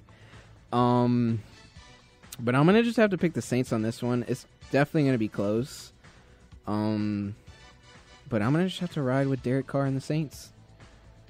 I agree. I just think Derek Carr and the Saints are so good. I mean, especially when they were coming back against the Jags. The Jags did not deserve to win that game in any way, shape, or form. I still believe that. If Foster Moreau just pulls it in. But I digress. They're going to beat the Colts. They're going to demolish them. I think the Colts have been looking good, but they just can't keep the turnovers down. That's just going to hurt them against the Saints, where they have the best corner duo in the league. They've just been shut down this whole year. So I just think it's going to be again. I think Minshew probably has 2-3 picks again. And, the Colts fans are going to be depressed again. Moving on, let's go to the P.J. Walker-led Cleveland Browns against the Geno Smith-led Seattle Seahawks. Who's home there? Seattle. That's Seattle. Yeah. Seattle. I mean, Cleveland's defense has been impressing me for sure. Jim Schwartz definitely turned that defense around. And Jets play him last week of the season. I'm gonna be hyped for that. That'll be interesting. But give me the Browns just because of their defense, and I think they can step it up. And P.J. Walker has been doing just enough to win a game, so I'm confident in them. Giving them by 3. I'm also going to go Browns. I was hoping I was going to be the only person picking the Browns here for my upset, but I got the Browns winning here by 3. P.J. Walker, I think, has been playing really well so far, and the Seahawks, I feel like, on offense have been a little inconsistent. So I'm going to go with the Browns here in a kind of high-scoring game here. I got 30-27. I think I'm going to have to go different here. I'm going to pick the Seahawks on this one. I mean, don't get me wrong, the Browns have a great defense. Like I said, with Jim Schwartz, he's definitely been turning that side around. But Seattle, when you play Seattle in Seattle, I mean, they're called the 12th man for a reason. It's hard to win in that stadium, I think. And I'm gonna have to roll with the Seahawks on this one. I actually have to go with the Browns. I like the Seahawks. I like what they're doing. I think they're still a really good team. But they're most likely going to be down both Tyler Lockett and Kenneth Walker. Oh, I did not see that. Yeah, they're most likely because Lockett's dealing with a hamstring, and then we all know with Seattle running backs, at some point they get injured during the season. So that means Zach Charbonnet is in line to most likely get his first big load of the year, or it's DJ Dallas. So either way, 2 running backs who are meh. I just think Cleveland's defense will be shut down. Just with Metcalf, it's not enough against this Cleveland defense. And the offense has been doing enough to keep them in games. So I'll go Cleveland. Moving on, let's go the Baltimore Ravens against the Arizona Cardinals. Give me the Ravens. Cardinals, they were doing something earlier in the season. They were somewhat competitive, but the Ravens, I like them this year. They've been playing competitive. They've been winning 5-2 right now.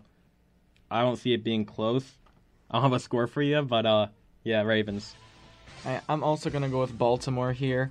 There's a chance Kyler Murray plays on Sunday. I don't think personally it's going to happen. If he does end up playing, it might be a very long day for the Cardinals offense because Kyler Murray has not played in close to a year here.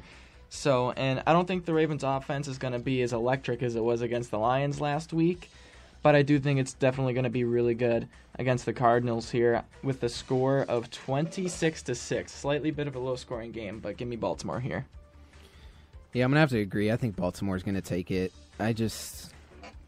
Arizona is not the Arizona that it used to be. Yeah,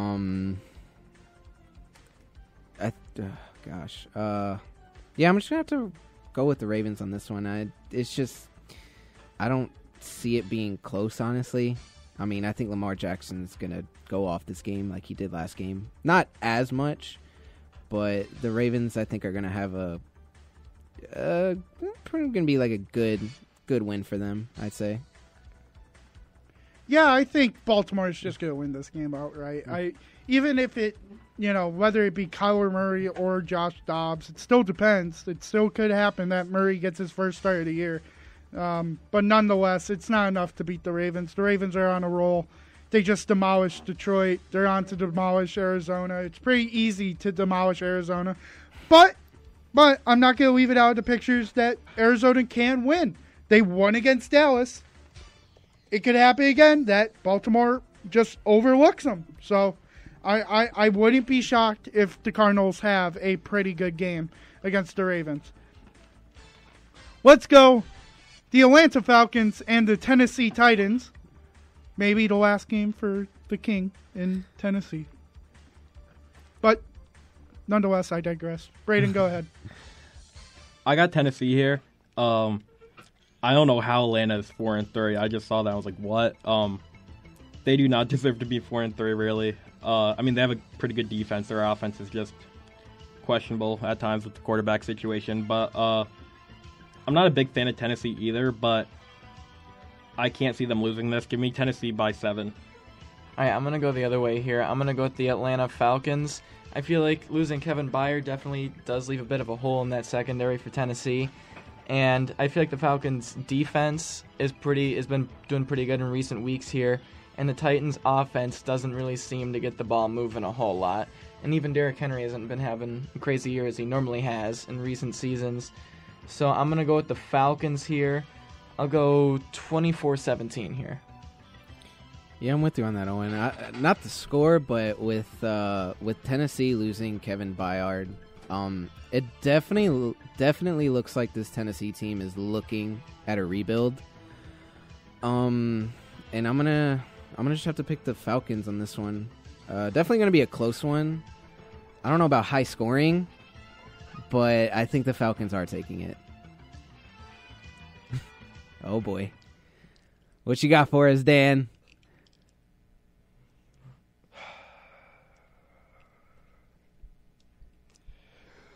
Oh, baby, we are back! Oh, yeah!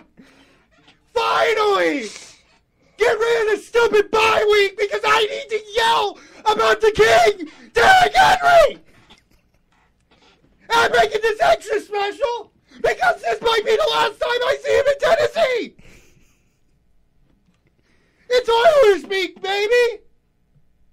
Oh, Derrick Henry is going to ground and pound your whole team, Atlanta! You have a defense? Well, they have a Derrick Henry! Oh, the King is going to run all over you! Titans. Very passionate from Dan. Thank you. It's been too long. I do want to say real quick. Earlier today, I don't know how reliable this guy is. CJ Golson, I don't know if anyone knows who that is, but he did say, it says here, per source, the Buffalo Bills and Tennessee Titans are in serious discussion on a trade scenario that would send all-pro running back Derrick Henry to Buffalo in exchange for a day 2 draft pick. Derrick Henry in Buffalo. Well, the problem with him, and I looked at some of his tweets, he also said Odell was coming here. So I don't believe anything he says. I just don't think he's that reliable if he was saying Odell is close to signing with the Bills. Didn't happen. Clearly did not. So, oh no, I'm taking that with a grain of salt from that guy. I need to see a Rappaport or a Schefter on that. Yeah. Moving on. Let's go Cincinnati and the 49ers. The Sam Darnold 49ers. I forgot Darnold was starting. If I'm gonna be honest, I'll take the Niners because I'd love to see Darnold ball out. I think he can. I think he's capable. He has the tools there. He has the protection. Bengals have been shaky. Give me Niners by 3. All right, I'm gonna go on the other side here. I'm gonna go with Cincinnati. Cincinnati is just one of those teams, much similar to Kansas City. If they enter a slump like in the beginning of the season, at some point they're just going to start winning games, and before you know it, they're going to be right back in the thick of it. I think that's the case with Cincinnati here as well, even though they are 3-3, which is, pretty rough start. But I think they're going to start getting things going here, and it's going to start against the Niners here. And I don't think switching out Brock Purdy for Sam Darnold is really going to change the offense a whole lot. But I do think Cincinnati's going to make some big stops on defense, and I think the offense will be somewhat functional there for Cincinnati. I think Cincinnati will win this game 27-23. I think I'm going to have to pick the Niners on this one. They're actually coming off a 2-game losing streak. It's going to be in San Fran. Sam Darnold, I think he's in the right situation here. He's got, does anyone know if Debo is still out? Are they down? Debo's out this game, yes. He is out? Okay.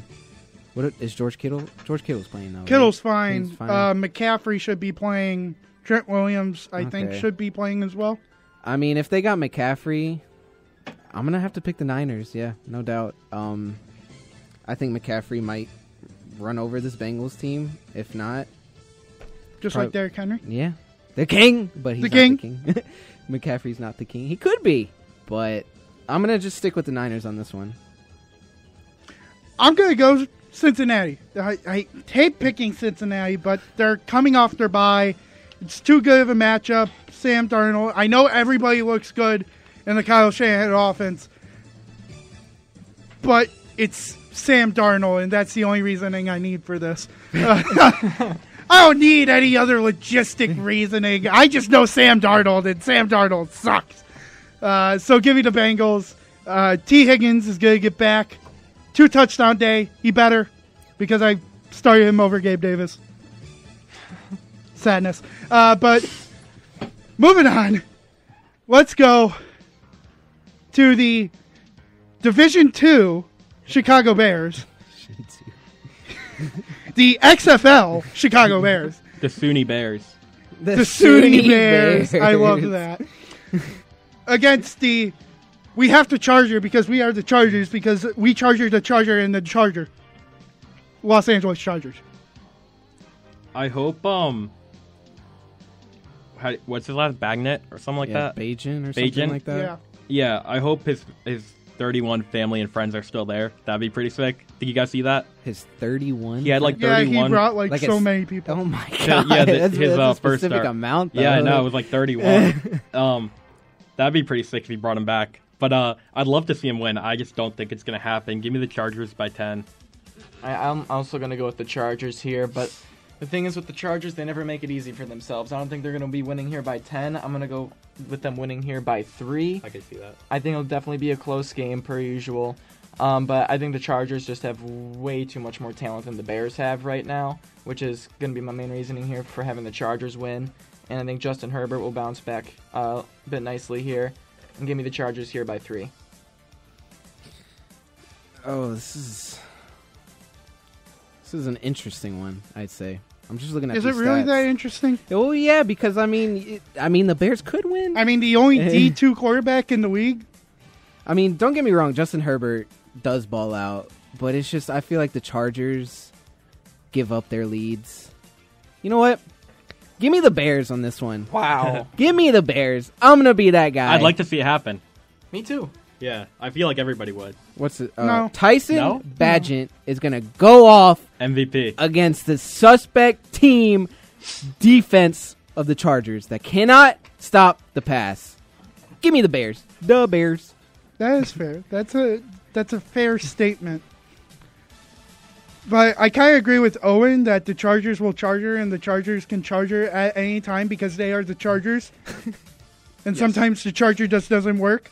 Like Joe did on Wednesday. Yep. Charger didn't work for his computer. Chargers don't work at all. So I just think the Chargers are going to game-winning field goal with 4 seconds left. That's what I was thinking. Let's just go with that. Yeah, that seems like a Charger thing to do. If they win by more, congrats. But I'm not expecting more. And then the last game of the week. The Las Vegas Raiders, with Jimmy Garoppolo supposedly back, after his back, or against the Detroit, I had my kneecaps ripped out. Lions. They did last week. They did. I don't They care. did. I don't care about last week. I don't care that they lost like 30-6. Give me Lions by 17. They got to get back on track. They are serious. They are a good football team. They got to prove it this week. All right, I'm also going to go with the Lions here. But I got a fun fact here. Lions safety Chauncey Gardner-Johnson has changed his name to CD Deuce. So there's a fun fact for you guys. When did that happen? That just happened like within the past hour. Yeah. But yeah, I'm going to go with the Lions here. I think they're going to rebound nicely. The Lions always seem to just have like that one weird game like, whoa, what just happened? And then they just go right back to doing what they're doing. So yeah, I'm going to go with the Lions here. I'm going to go, let's see, what was my score here? 26-10. I don't think the Raiders will be able to do much of anything against the Lions here. I think the Lions will be able to move the ball pretty well here against the Raiders defense. Again, give me the Lions 26-10.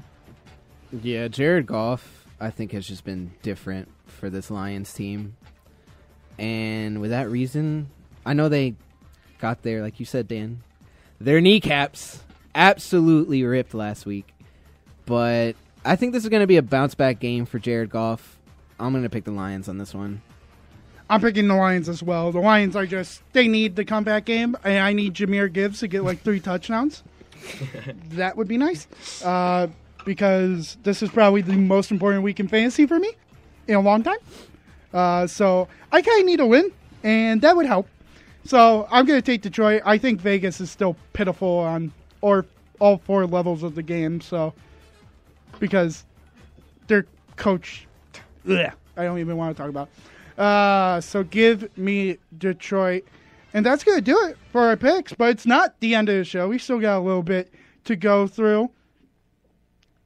Why don't we talk about the Sabres? Sabres play tonight, 7 o'clock. Sabres against New Jersey. Eric Comrie is supposedly in net. And I just want to get game score predictions. I want to get score predictions. Is that at KeyBank tonight? Or is it? I believe it is in. It is at KeyBank. It is at KeyBank. I believe so. Yes. Do we know who's starting in net, Dan? I said Comrie. Oh, Comrie. Sorry, I don't know that many Sabres goalies. No, you're okay. All I know is UP because you guys always mention him.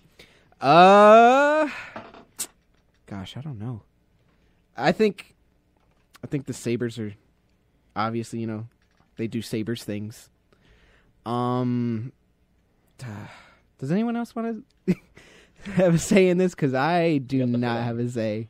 Yeah, I got the Sabres gear on, but I'm not super smart on talky talk. But I'll go 4-3 Sabres. I don't know if that's a bold pick or not, but I'm not sure how the Devils are doing right now either. But the Sabres, I do know, are pretty good in the beginning of seasons, except for kind of this season a little bit. But they do play pretty well in the beginning of seasons here. So I think 4-3 is a pretty reasonable score. I don't know about you guys, but that's what I'm feeling right now. It is reasonable. I mean, in the sense that, I can definitely see the Sabres defense giving up 3 goals. I can also see them giving up 5. I can see a lot of things that at some point, maybe 10. But the Devils haven't had the greatest start either. We're both kind of on a slow stint with each other. We only have won 3 games. They've only won 3 games. It's a Lindy Ruff revenge game. And Lindy loves being the Sabres just because it's Lindy. You know what? Lindy, I love you. Please throw us a bone for once. Just please. We can get to overtime or something. Like, just give us a point. I'm okay with that. I think I'll take the Sabres to win 6-5 in overtime. I think it will be high scoring. I'm gonna say 5-4. Okay. Sabres are gonna grab a goal in the last 5 seconds of that game. Ooh. And they're gonna. That's something different. It's not the opposing team scoring a goal in the last 5 seconds. But we have one more thing before we say goodbye. And it's always a fun thing to do.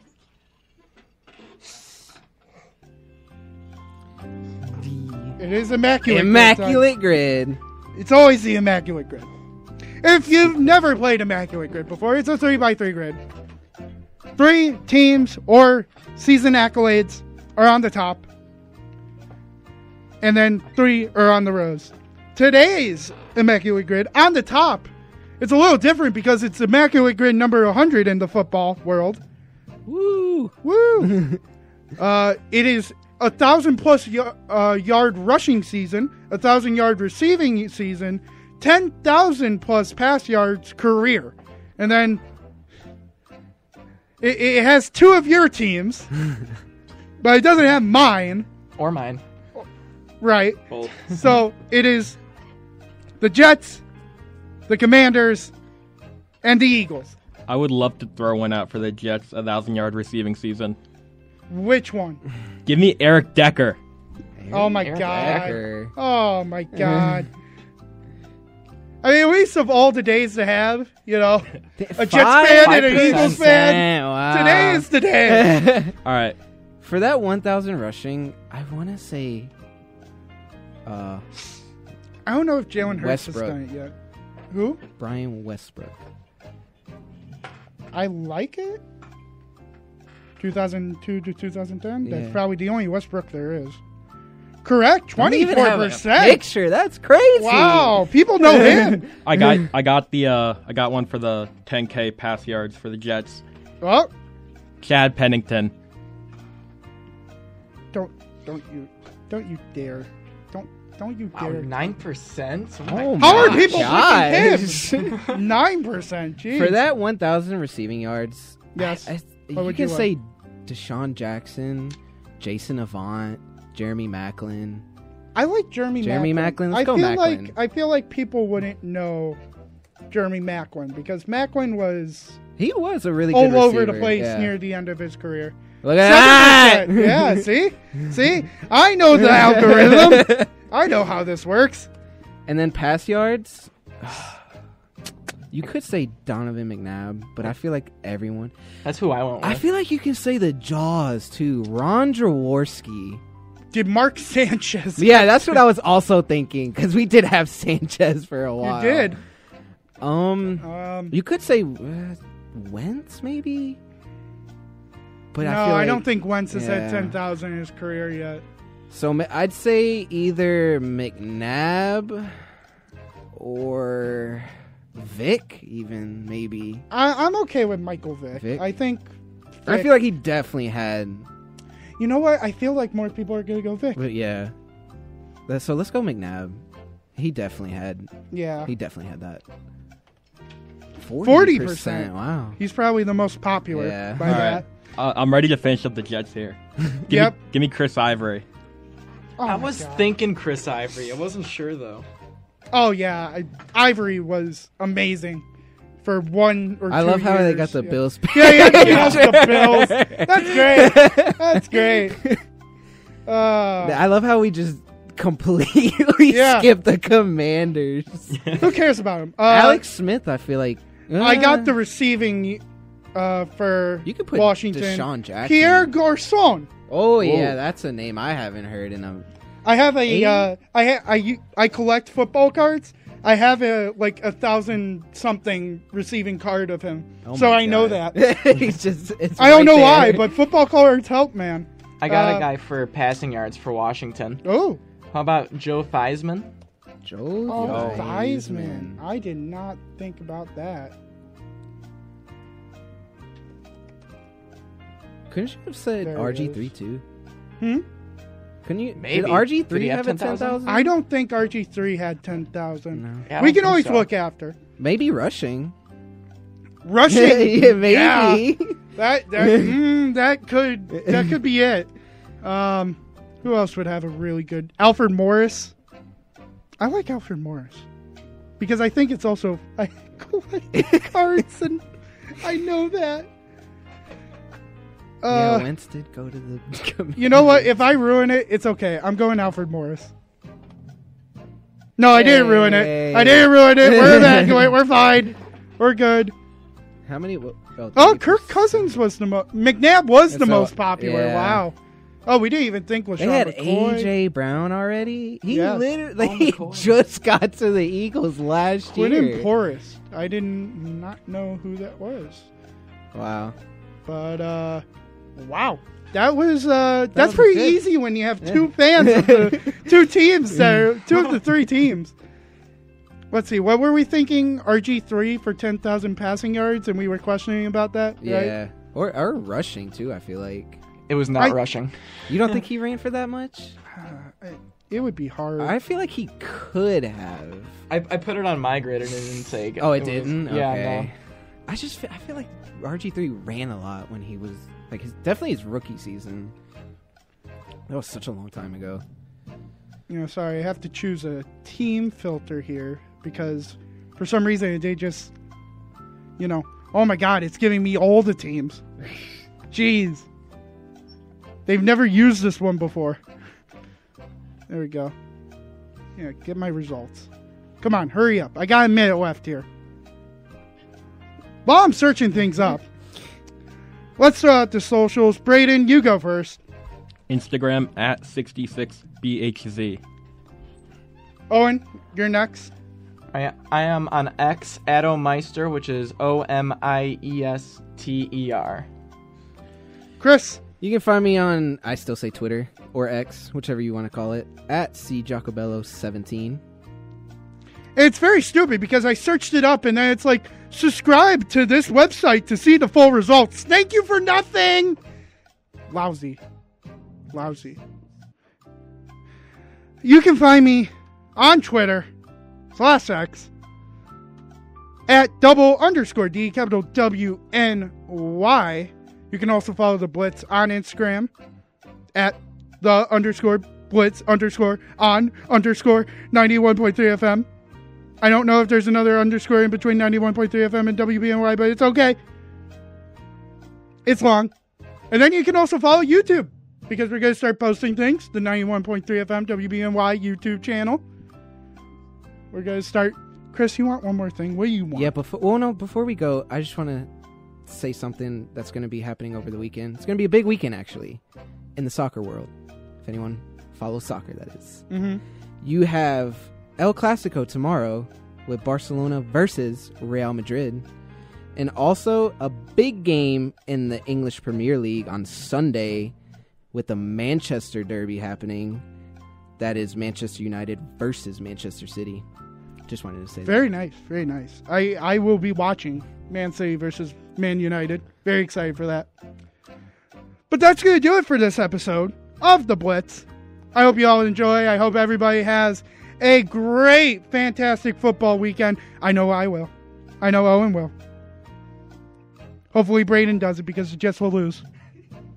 Chris will have a good weekend. And besides that, Frank, I hope you're enjoying NYC and crying at the same time. Okay, that does it for our show. We're going to get out of here. Thank you for listening to The Blitz on 91.3 FM. WBNY Buffalo, Buffalo's original alternative since 1982. Brought to you by the Buffalo State Student Activity Fee.